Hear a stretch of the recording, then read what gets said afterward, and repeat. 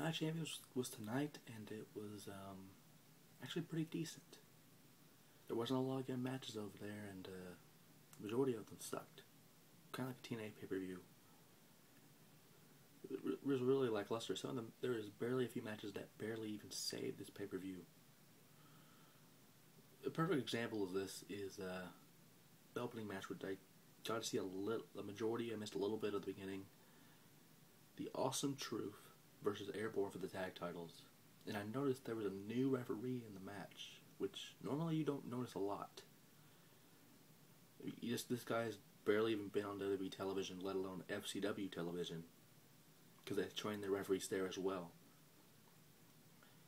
And that showed me something was going to happen, which it did. During the pin, The Miz got, R-Truth had a tag. The referee did not see it. The Miz got a pin and kicked out. The referee got shoved over. Referee called for the bell for the automatic disqualification. And of course, championship cannot change hands on disqualification. Therefore, everyone retains the titles. And The Miz and R-Truth beat the shit out of that ref, which I think they should have done. I loved it. I loved it. I really did. The next match for the Intercontinental title, Cody Rhodes versus Ted DiBiase. Another, it was alright, but the finish was horrible. Ted DiBiase takes Cody's mask. Cody then, as DiBiase misses, Cody goes and gets a roll up, holds the tights to get the cheap ass win. Ridiculous. And then the United States title was on the line. Dolph Ziggler, Jack Swagger, A-Rai, and Jomo.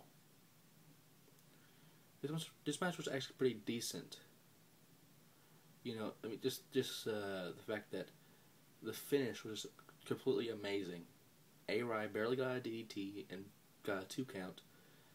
And then Swagger does the majority of the work, and then Ziggler goes in and steals the win from Swagger. It was brilliant. I think Swagger impressed, not Swagger, but Ziggler impressed me earlier in the month, or early in the year to say, when he had a ladder match and he just took the title when it dropped. This man knows what he's doing. This man had a lot of opportunities, and he basically was one of the reasons this pay-per-view was salvaged. If I should say myself. The next match for the world title was Mark Henry and Randy Orton. I'm personally surprised that Mark Henry was even, I should say Randy Orton was even able to do that DDT. Not only just a regular DDT on Mark Henry, but the one where he goes on the ropes and just puts his feet on the rope and just does a DDT out of nowhere. Mark Henry several times was close to losing this match, but got the world's strongest slam, and the world's strongest nigga is now officially the world's strongest heavyweight champion.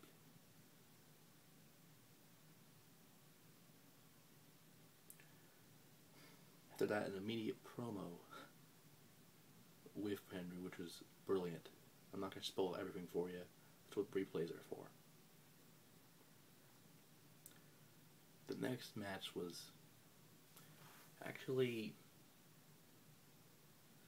good, but again, the finish was horrible.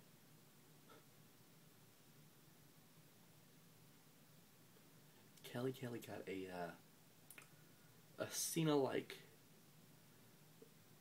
welcome, basically. Like, think about the one in Chicago. That's the equivalent of what Kelly got in Buffalo. What can I say about this match? Beth Phoenix dominated Kelly. A superplex on the top rope. And then a power ball on the finish, but then Kelly rolls through, gets a fucking roll up. And basically, she shouldn't deserve that title. She didn't deserve the win. And I'm upset, as are the majority of people in Buffalo tonight. Beth got screwed. that simple. The bitch keeps sucking dick to retain her title like John Cena does. It's ridiculous. And speaking of Cena, he sucked dick again to win the WWE Championship. I don't even want to talk about the real match. It was just stupid. 12 times now. 12 times. If he even gets close to Ric Flair's 16, the business, the sport, wrestling as a whole will die because of John Cena. It's that simple. And the match that basically saved the whole pay-per-view, CM Punk versus Triple H. At one point, I don't even know if the bell rang at the beginning because there's so much action from the start. I mean, they were fighting out of the ring the majority of the match. CM Punk was throwing shit at Triple H, literally sandbagging him, which is normally a wrestling term, but he literally threw a sandbag and hit him with it. It was great. Oh my god. But, this match was kind of confusing at times, but that was the brilliance of this match. I don't even know if that's a fucking word.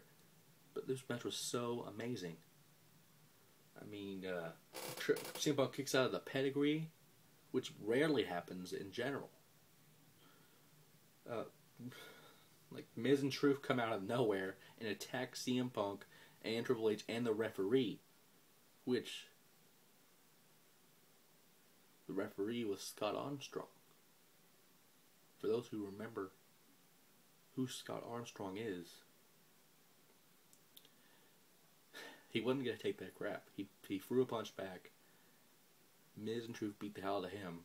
Johnny Ace comes out with a referee and makes the referee check on the other referee while Triple H has a pin. Then Kevin Nash comes out, is going to hit a jackknife on Triple H, but CM Punk blocks it, basically beat the shit out of him, and then Kevin Nash hits the jackknife on CM Punk, and then he goes back at Triple H, but Triple H brings out the sledgehammer. Then he hits the pedigree, 1, 2, 3. Basically a match that saved pay-per-view, which is probably the only reason why you should watch the replay or buy the replay. It was basically a TNA pay-per-view. It was ridiculous. But hopefully, in 2 weeks, Hell in a Cell will be better. And hopefully we might see a goddamn diva Hell in a Cell for fuck's sake. Just kill Kelly at this point. Ridiculous.